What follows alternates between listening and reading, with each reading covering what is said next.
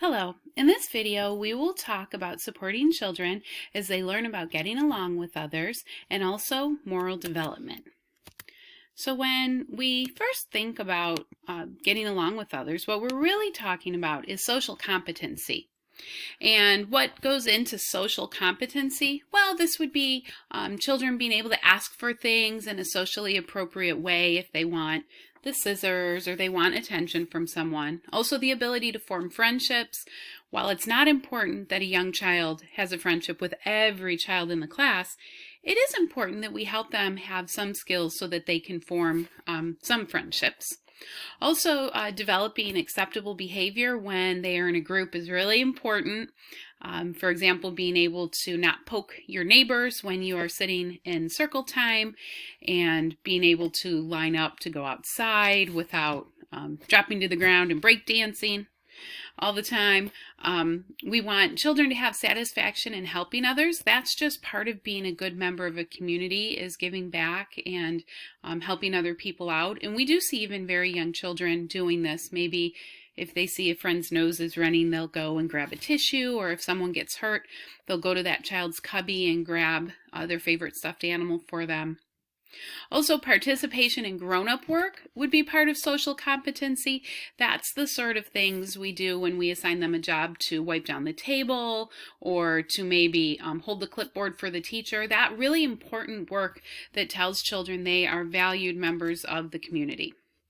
There are some things that get in the way of this social competency development, of course. One thing we know is that children are really learning to control their impulses. It's developmentally appropriate for young children to be pretty egocentric. That means they mostly just think about themselves and their own needs. Think of the child who jumps in front of the teacher when the teacher is reading a book so they can see the pictures better. And when young children want something, it tends to be very intense. I want it right now. I have to have it right now. And we call that an inability to delay gratification.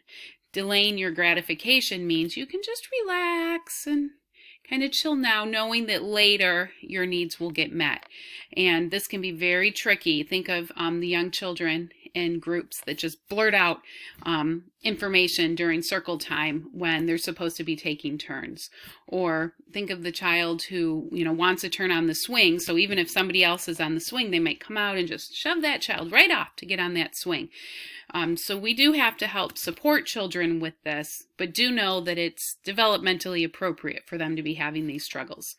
So what can we do to help children control their impulses and learn to delay their gratifications? Well, when we're setting rules, we have to have reasonable rules.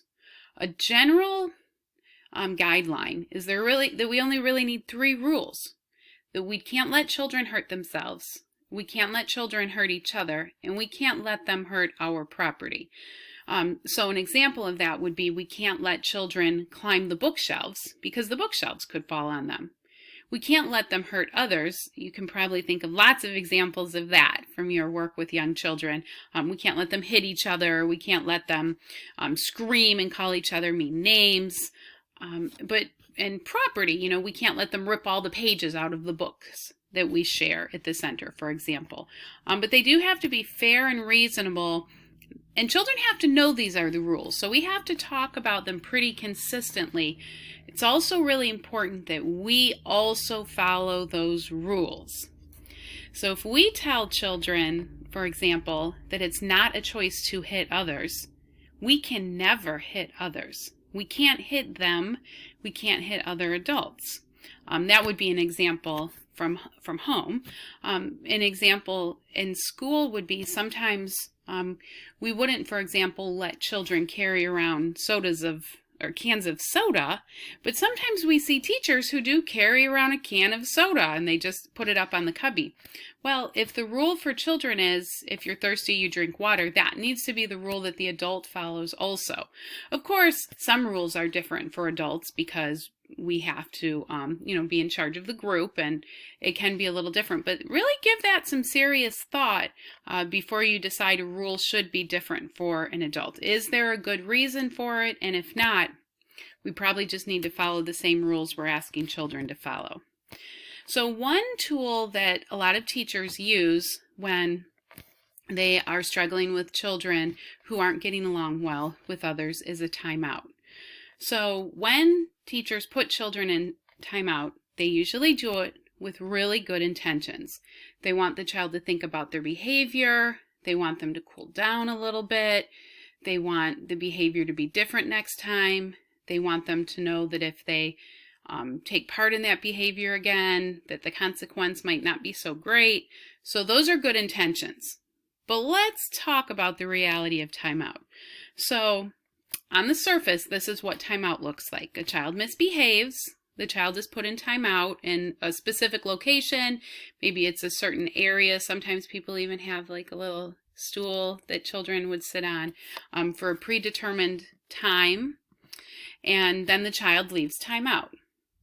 In theory, the adult likes to think that the child is sitting there thinking about their misbehavior so it doesn't happen again. But let's talk about the reality of timeout. So when we look at that same list, if we look at who is deciding these things, we see that a lot of this is decided by the adult. The child misbehaves as determined by the adult. The child is put in timeout by the adult. They get sent to a specific location chosen by the adult. You see a theme here. A predetermined time. Sometimes people say 1 minute per year of a child's age, so a 3-year-old would sit in timeout for 3 minutes. And then the child leaves timeout when they're notified by the adult. And for those of us who have worked with young children for a really long time, what we most often see is, after this all happens, the behavior gets repeated. So why does that happen? Well, because when the child is sitting in timeout, remember, the whole thing is really arranged by an adult. The child doesn't play a very active role in that at all. The only thing the child can control is what they're thinking about while they're sitting there. Probably in the history of all early childhood centers, no child has ever sat in timeout and thought, oh, I really shouldn't have done that. I really am going to examine the root causes of my behavior and address those, and then get back out there and behave in a more socially appropriate way. That is not typically what we see happening. More often what we know happens is children are sitting there angry. They might be plotting their revenge. They're so mad at that teacher, or they're so mad at that child they think got them in trouble. And they're not really developing any skills to help them in the long run have better behavior. That's why we would call it just a short-term solution. And in some cases, timeout feels like no big deal. And a child is willing to have a timeout if it means they get to kick someone when they want to kick them, or they get to hit them when they want to hit them. It doesn't really get to the root cause of those behaviors. But what about those good intentions? People put children in timeout with good intentions. And a lot of them are good, right? We want them to calm down, think about their behavior. And we still want this, right? But it doesn't happen through timeout, because timeout is all set up by the adult. It feels shaming for the children, or it feels like no big deal for the child. But one thing we know pretty consistently is it doesn't work. So then what, right? Because we have to do something. So let's rethink this timeout thing. Let's rethink how we do this. What I propose, well, lots of people propose, instead of a timeout, is what we will call a cool down. That's not an official term. I'm just saying that so we can differentiate it from the timeout I just described. With a cool down, it's not a punishment. It's just, you need to calm down. We need to chill out a little bit. Everybody needs that. This isn't something just children need. Adults also need a time sometimes to step back, take a breather, and just calm down. And it's not a bad thing. It's a human thing. We all need that.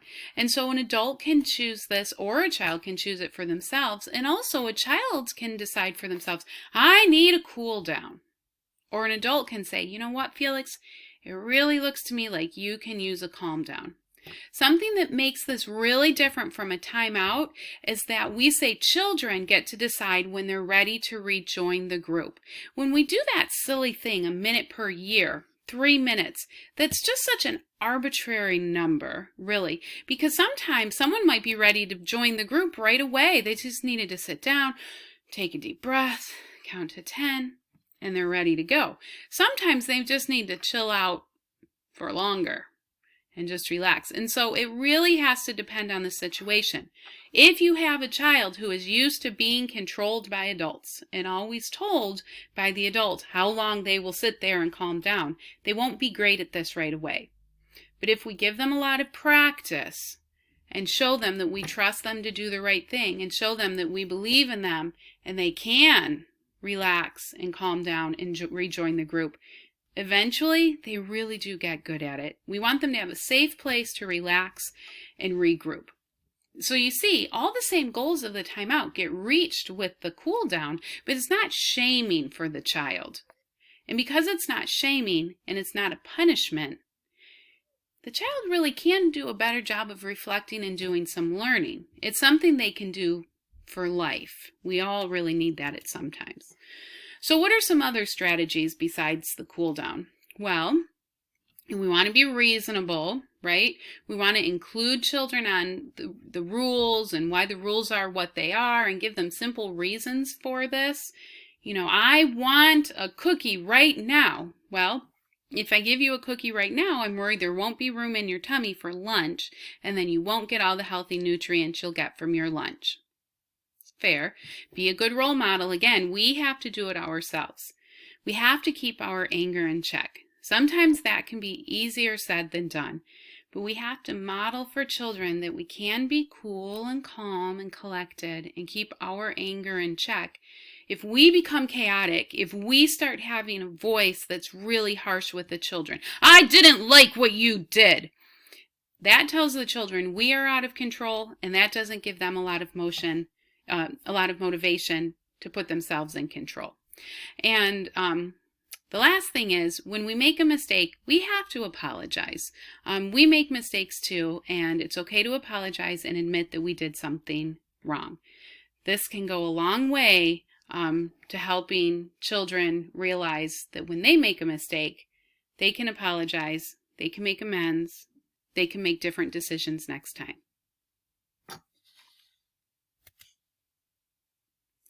Of course, we also want to give children socially acceptable ways to get what they want. That was one of the things we talked about earlier when we talked about social competencies. A good rule is that a child just gets to keep a toy until they're done with it. And if you have that rule where you don't force them to share, like we don't say, okay, you get it for 1 minute, you get it for 1 minute, you get it for 1 minute, that often falls apart. It's very adult directed. If we tell a child that you get to have it and when you're done, somebody else has it, kids tend to get that, to go with that. We can suggest a substitution. We can suggest a trade or help them with a compromise. But ultimately, that's how it is in life. Sometimes somebody else has something and you just have to wait until they're done, and then you get a chance to have it. And eventually you will. Also, we want children on the other side of that to respond generously. When children know their rights are being protected, when they know we're not going to force them to give a toy over, they tend to be a little bit more generous with the toy because they know they get to keep it as long as they want. They have a little bit of control. And we know from our other lessons, having a bit of control feels really important to young children.